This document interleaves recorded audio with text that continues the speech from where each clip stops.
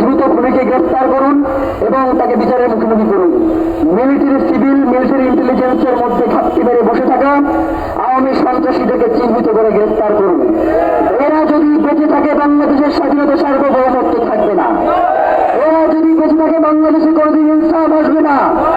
এরা যদি বেঁচে থাকে বাংলাদেশে কোনোদিন জুলাই সফল হবে না। সুতরাং আপনাদেরকে অনুরোধ করছি, আমরা সবাই হাজির হব, মুখে কথা কব।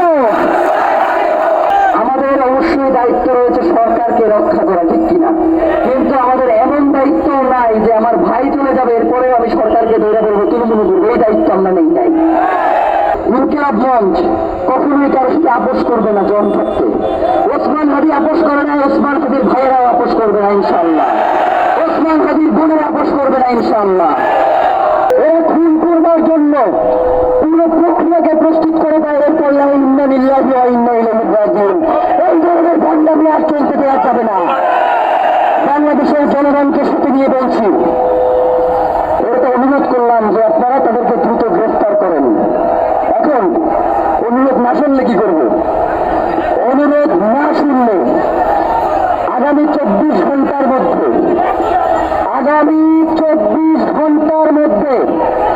ওসমান হাদিকে যারা খুন করেছে, খুনের পরিকল্পনা করেছে, খুনিদেরকে আশ্রয় দিয়েছে, খুনের সহায়তা করেছে, প্রত্যেককে গ্রেফতার করে বিচারের মুখোমুখি করতে হবে।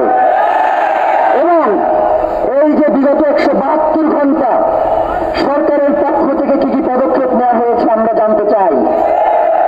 যখন এই গুলির কথা বলা হয় তখন আপনি পিয়াজ রসুনের আলাপ দেন, মানুষের সাথে মানুষের আবেগকে আপনারা মূল্যায়ন করেন না কেন?